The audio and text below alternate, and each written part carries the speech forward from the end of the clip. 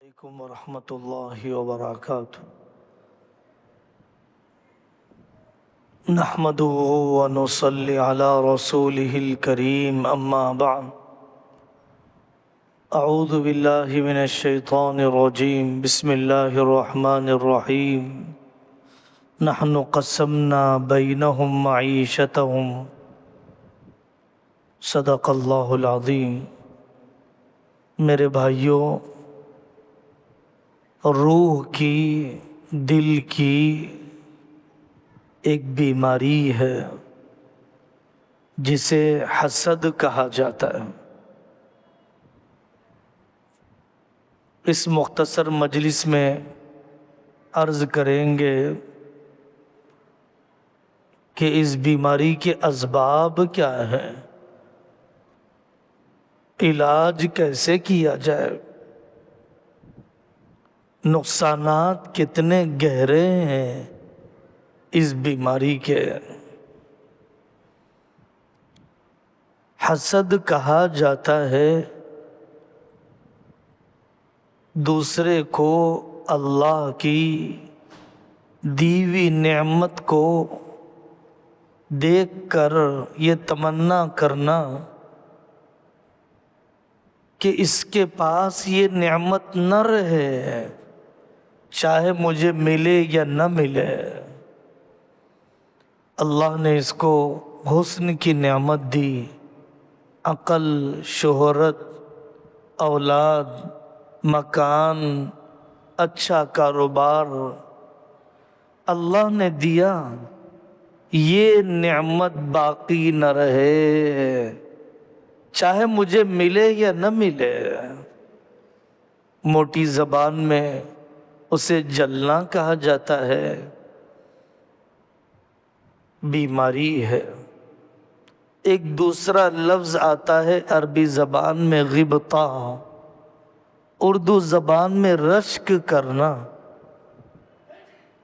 اللہ تبارک و تعالیٰ نے فلانے کو نعمت دی، کاش مجھے بھی مل جاتی جیسے اللہ نے اسے نوازا ہے۔ غبطہ، جیسے یہ عبادت کرتے ہیں، جیسے یہ اللہ کے راستے میں خرچ کرتے ہیں، کاش مجھے بھی یہ نعمت مل جاتی، اس بھائی کو بھی مل جاتی، مجھے بھی مل جاتی۔ رشک کرنا یہ جائز ہے۔ حضرت نبی پاک صلی اللہ علیہ وسلم کی کئی حدیثوں میں یہ لفظ ہے، لا حسد الا فی اثنتین۔ اگر حسد ہوتا تو دو چیزوں میں جائز ہوتا۔ رشک ہے یہ تو حقیقت میں اللہ تبارک و تعالیٰ نے کسی کو مال دیا اور وہ اللہ کے راستے میں صبح شام خرچ کرتا ہے، رشک ہونا چاہیے۔ اور دوسرا، کسی کو اللہ تعالیٰ نے علم دیا، اس کے اوپر رشک ہو سکتا ہے، ہونا چاہیے، اے اللہ فلانے کے علم سے مخلوق کو کتنا نفع ہو رہا ہے، کاش مجھے بھی ایسا علم مل جاتا۔ اس بیماری کے نقصانات سنیے۔ حسد کی بیماری کے نقصانات، سب سے پہلا نقصان غم میں رہتا ہے۔ مختلف لوگوں کو دیکھ کر، ان کی دی ہوئی اللہ تعالیٰ کی نعمتوں کو دیکھ کر، شیخ سعدی رحمۃ اللہ علیہ فرماتے ہیں، ایک بلی کو پتھر مل گیا جس پر چھری تیز کی جاتی ہے، وہ اسے چاٹنے لگی، مزہ آنے لگا، انتقال ہو گیا۔ کیوں؟ اس کی زبان سے خون رسنے لگ گیا تھا، اور اپنا خون پیتے پیتے ضروری مقدار جب ختم ہو گئی تو اس کی زندگی بھی ختم ہو گئی۔ حسد کرنے والا بھی اپنی صلاحیتوں کو ایسے گھلاتا ہے۔ بہت بڑی عمر کے آدمی سے ملاقات ہوئی حضرت معاویہ کی، 90-100 سال کی عمر کے بڑے میاں۔ تو حضرت معاویہ کسی اور شخص نے پوچھا آپ کی صحت کا راز؟ انہوں نے فرمایا ترکت الحسد فبقی الجسد، میں نے حسد چھوڑ دیا، اللہ نے جسم بچا دیا۔ حسد کا دوسرا نقصان آدمی کا دین برباد ہوتا ہے۔ نبی پاک صلی اللہ علیہ وسلم کی مشہور حدیث ہے، ان الحسد یأکل الحسنات کما تأکل النار الحطب، جیسے آگ لکڑی کو کھا جاتی ہے ویسے حسد انسانوں کی نیکیوں کو کھا جاتا ہے۔ کئی روایتوں میں آقا نے فرمایا گزشتہ لوگوں کی بیماری تمہارے اندر سرایت کر گئی، ایک ان میں سے حسد کرنا ہے۔ خیر نکل جاتا ہے آدمی کے اندر سے جب یہی غم رہے گا کہ فلانے کو یہ کیوں ملا۔ اب اپنی کوئی کوشش کسی خیر اور خوبی کے حاصل کرنے کے لیے نہیں ہے، لوگوں کی نگاہوں میں گر جاتا ہے لوگوں پر حسد کرنے کی وجہ سے۔ بہتان تہمت بھی آدمی لگاتا ہے جب کسی پر حسد کرنے لگ جاتا ہے۔ بیوی شوہر کے اچھے تعلق کو دیکھا، حسد کیا، تہمتیں لگاتا ہے۔ کسی ملازم اور مالک کے تعلقات اچھے دیکھے، تہمتیں لگاتا ہے۔ یہ حسد کے نقصانات ہیں۔ اس بیماری کا سبب کیا ہے؟ اس بیماری کا سب سے پہلا سبب اللہ کی تقسیم پر ناراض رہنا۔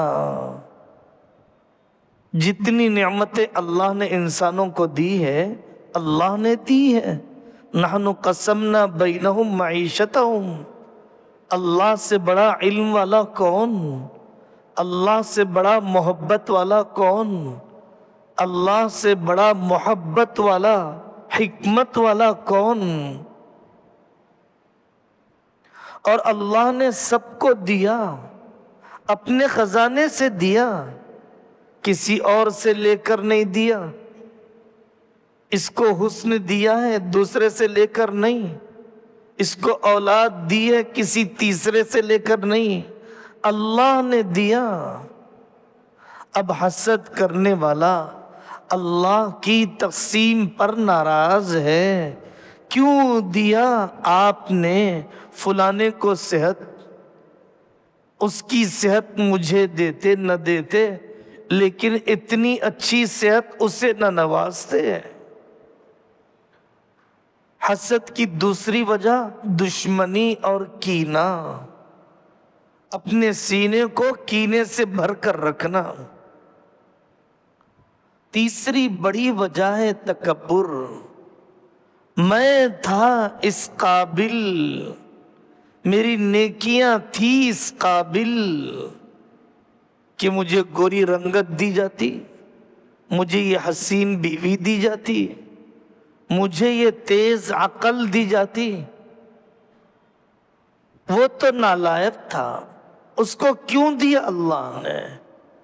تکبر بھی وجہ ہے حسد کی بیماری کے پیدا ہونے کی۔ دنیا کی طلب، دنیا کی محبت، یہ بھی حسد کی وجہ ہے۔ پیسے کی محبت ہے تبھی آدمی دوسرے کے کاروبار کے چلنے سے غم میں ہے۔ اولاد کی محبت ہے اسی لیے فلانے کی اولاد زیادہ ہونے، نیک ہونے، وقت پر ہونے سے اسے صدمہ ہے۔ جاہ اور شہرت کی محبت، یہ بھی حسد کی وجہ ہے۔ اللہ تعالیٰ نے کسی کو مقبولیت دی ہے، چاہنے والے اس کے زیادہ ہیں، جاننے والے اس کے زیادہ ہیں، ماننے والے اس کے زیادہ ہیں، یوٹیوب وغیرہ پر ویورز اس کے زیادہ ہیں، اور کچھ بھی اس زمانے کا، قدیم زمانے کا قبولیت کا بتلانے والا ایک رخ، تو آدمی کے اندر جاہ کی محبت، شہرت کی محبت، یہ حسد کے جراثیم کو پیدا کرتی ہے۔ حسد کرنے والا اپنا علاج کیسا کرے؟ حسد کرنے والا حاسد، میرے اندر یہ جراثیم، میرے اندر اس کے سمٹمز محسوس ہو رہے ہیں، مجھے کیسے علاج کرنا چاہیے؟ میرے بھائیوں، ہمیں روح اور دل کی بیماری کا احساس نہیں، شوگر، بی پی، بینائی، بس انہی بیماریوں کا احساس ہے، حالانکہ روحانی بیماریاں، دل کی بیماریاں، قلب کے امراض، جسم کے امراض کا سبب بنتے ہیں۔ حسد کرنے والا اپنے اندر توکل پیدا کرے، رضا و تسلیم پیدا کرے کہ میں اللہ کی تقسیم پر راضی ہوں۔ ناراض ہو کر کیا کرے گا؟ ناراض ہو کر مقدر تو نہیں بدل سکتا۔ رضا و تسلیم، اللہ کی تقسیم پر راضی رہنا عبادت ہے۔ حضرت نبی پاک صلی اللہ علیہ وسلم کی دعاؤں میں مانگا گیا، اے اللہ مجھے رضا بالقضاء عطا فرمائیے۔ اللہ کے نیک بندوں کی دعاؤں میں ہے، اللہم رضنا بقضائک وقنعنا بعطائک، اے اللہ مجھے اپنے فیصلے سے راضی کر لیجئے، اپنے دیے ہوئے پر قناعت دے دیجئے۔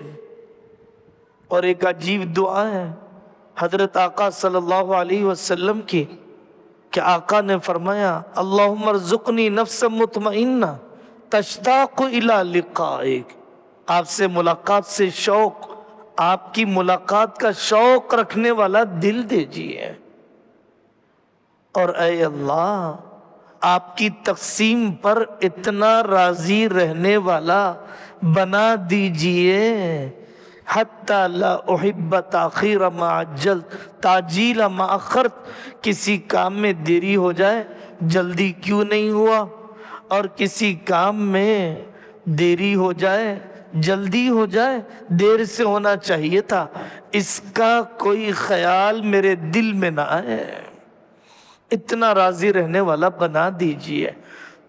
حسد کا علاج ہے توکل و تسلیم، اور حاسد کسی جلن کی وجہ سے ناانصافی نہ کرے۔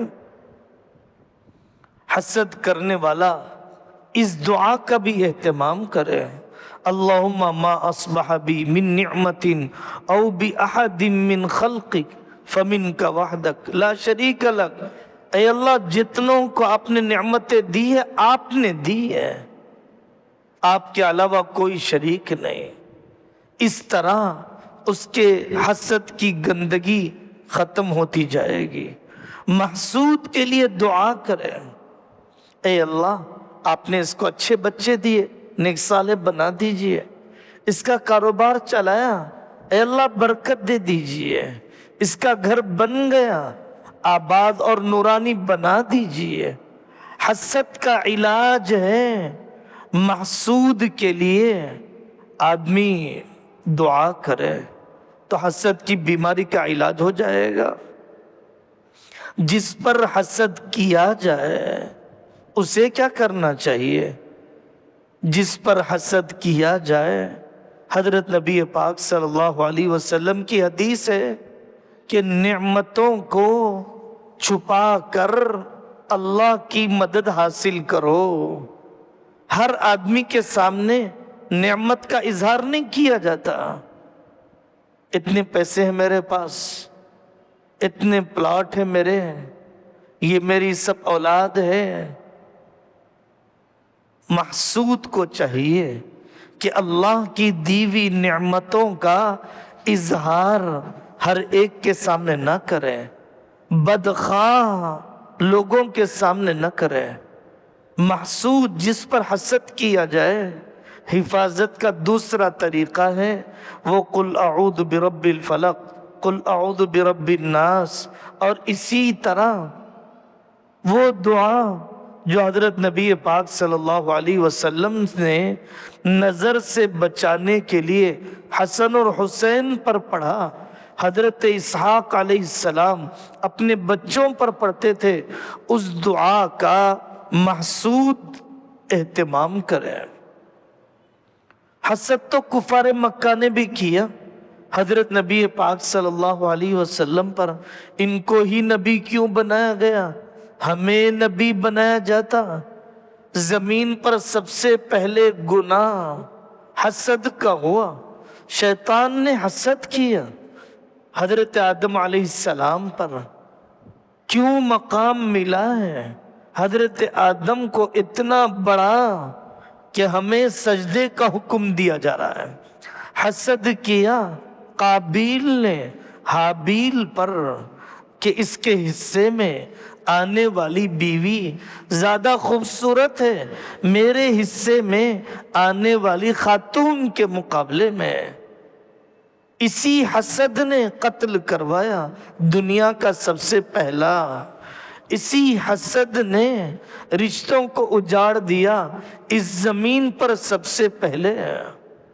تو میرے بھائیوں، اس باطنی بیماری کو بیماری سمجھو اور اپنے اندر ٹٹول کر دیکھو۔ دین کی بات سنو، آئینہ بنا کر اپنے لیے، دوسروں کے لیے نہیں۔ اللہ تعالی ہمیں ان روحانی اور دلی مہلک بیماریوں سے حفاظت فرمائے، ہمارے دل اور روح کو منور اور اپنے ذکر اور یاد سے آباد فرمائے۔ وآخر دعوانا ان الحمد للہ رب العالمین۔